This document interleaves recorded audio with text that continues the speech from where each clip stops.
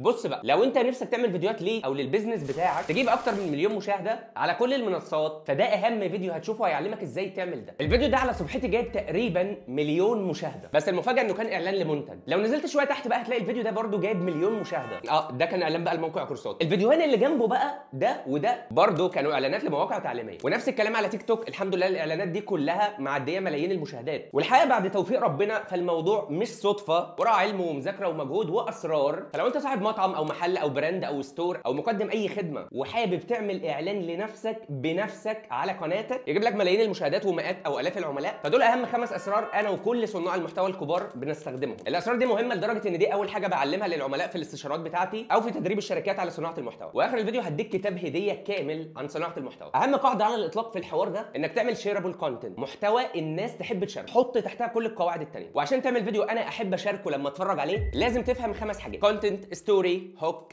اكتنج، CTA. نقزقز فيهم بقى واحده واحده. اول واحده الكونتنت، المحتوى. لازم يكون في معلومات قويه قوي تخليني اعيش حاله اسمها واو فيلينج، اللي هو واو انت جبت المعلومه دي منين؟ انا بعمل ده ازاي؟ بالبحث ثم البحث ثم البحث. بما اني بعمل محتوى تعليمي فلنتخيل جالي اعلان كورسات الماني، انا بقوم داخل شايف كل الفيديوهات اللي نزلت عن البراند اللي انا هشتغل له من اول ما اتعمل، وفيديوهات كل المنافسين من اول ما بداوا، وقاعد بورقه وقلم اكتب ايه اللي عجبني وايه اللي ما عجبنيش. احاول اجمع الحاجات دي كلها في الكتاب. كمان لازم احس ان المحتوى ده معمول ليا كعميل، متفصل عليا. واسهل طريقه للعمل ده بعمل حاجه اسمها كاستمر بروفايل او امباثي ماب. دي بتعلمك ازاي العميل بتاعك بيتكلم، بيفكر، بيشوف وبيتصرف ازاي. اسهل طريقه لها تروح للعبد بتاعنا شات جي بي تي، قول له انا بعمل منتج كذا كذا، وتخيل نفسك خبره 20 سنه في الماركتنج، دي مهمه فشخ، واكتب لي امباثي ماب للعميل بتاعي. كده انت جمعت المحتوى. نبدا الكتابه وندخل على رقم 2 القصه. بص، الناس بتحب القصص، لازم تعمل قصه يكون فيها مشاكل العميل، تكون تصاعديه، فيها صراع مبني على مشاكل العميل بتاعك، البين بوينتس بتاعته، والقصه دي بتحتوي على بيج كويستشن، سؤال كبير او مشكله كبيره، وفي نهايه الفيديو تقدم الاجابه او الحل اللي هو المنتج بتاعك. هنا نصيحتين مهمين جدا جدا: واحد، المشاهد بتاعك ما ينفعش يتوقع القصه اللي انت فيها دي نهايتها ايه، لو توقع مش هيكمل. 2، لازم القصه تبقى مكتوبه بلغه العميل بتاعك، الفيديو بيتكلم زيه. ما بعرفش اعمل ده، روح على العبد بتاعنا شات جي بي تي، خد الامباثي ماب اللي طلعتها اديها له وقول له انا عايزك تعمل لي براند ديكشنري في 200 كلمه باهم الكلمات اللي العميل بتاعي بيستخدمها، واعرف اعمل له بقى الاعلان عشان ابان شبهه. واحد هيقول لي يا جدو هاني او ما بعرفش اكتب قصه ودي تفوتني يا حمار. بصوا يا جماعه، انا شفت كتير قوي. الفيديو ده احسن فيديو شفته في حياتي عن الستوري تيلينج. وبعد ما تكتب السكريبت بتاعك تحاول على قد ما تقدر تقلل عدد الكلمات بتاعته. لو هما كانوا 300 كلمه